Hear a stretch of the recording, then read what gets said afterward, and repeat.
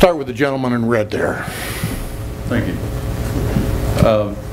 I think I've noticed that there's a problem in D.C. with corruption. And there's a revolving door between there and Wall Street. What do you think you can do to stop it? Either one of you. I get to go first this time, and I'm glad. One of the things about it, this open door and the lobbyists and Wall Street and everything like that, is that's why you need to send effective, principled leaders to Washington. Because right now, the people that we elect, they don't know how to say no to the people when they walk up and offer them money and say, we'll get you reelected, we'll give you a bunch of money. If you look at the financial reports from the last election, Kevin Brady got elected, he raised $605,000 approximately for his election campaign. $5,000 of that came from individuals. Guess where $600,000 of it came from? You have to be able to say no. Because I hear a lot of times people say, we have to get rid of all the lobbyists, get rid of all the lobbyists. Well, the lobby serves a purpose. Our system is set up the way it is to serve a purpose. The lobby serves a purpose. I'll give you a perfect example of this. Remember MAD? Mothers Against Drunk Driving? That was a lobby. Do you know how many lives they've saved?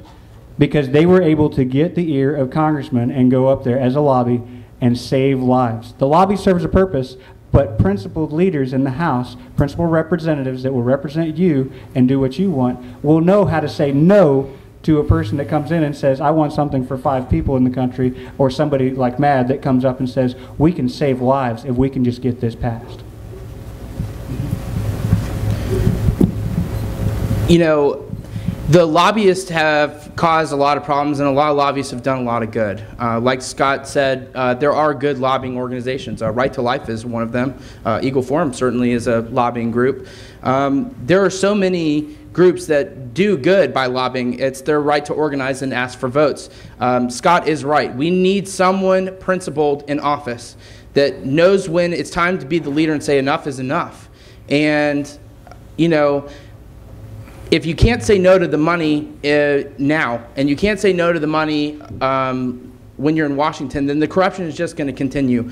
Corruption doesn't end there, though. There's so many backroom deals going on in Congress, where Congress are selling their votes to other congressmen. They're getting things earmarked into legislation so that they'll get votes. The most recent is the Senate, the senator from Louisiana who got $300 million for a district in earmarks. We've got to end it. And the only way to end the backroom dealings is to change the rules of the way things go in the House. I'll get to that later. Yeah, well, to stop the earmark process, one of the things we can do, first off, is simplify the bills. The Grace Commission that Ronald Reagan started in the 1980s was intended, they designed rules that said all legislation has to be in plain English. Can you read the Constitution? Last time I checked, I can read the Constitution, but you get one of these health care bills up there and it's written in legalese. That is one way absolutely that we can have transparency and accountability, that everybody can understand what the bill says. And we need to absolutely get back to that. Another thing is to focus the legislation, not allow earmarks all over the place from everybody. Have the legislation. I understand there's so much legislation sometimes that one item per piece of legislation doesn't make sense. But how about 3 core items, and no piece of legislation can have anything that inside of it that deals with something other than what the legislation addresses. 1 minute. I disagree. I kind of think that 1 item per bill would be overwhelming, but I kind of want it to be that way on purpose. I've been talking about 1 item per bill since I came into being. I think 1 item per bill is a good thing for many reasons. The first reason being that every vote, you know exactly where your representative stood on something. I also think that it would overwhelm the system, and I kind of want that because, as many of you know, the more legislation that goes to Congress, especially the most recent health care and cap and trade bill, etc., have been overwhelming, and they've only had 24 hours to vote on something. If something is only 1 item per bill, it's pretty easy to read 1 item in 1 bill, and you can't schedule more than X number of bills in 1 day to be voted on, because the people are going to want to be able to spend the time to understand what's going on.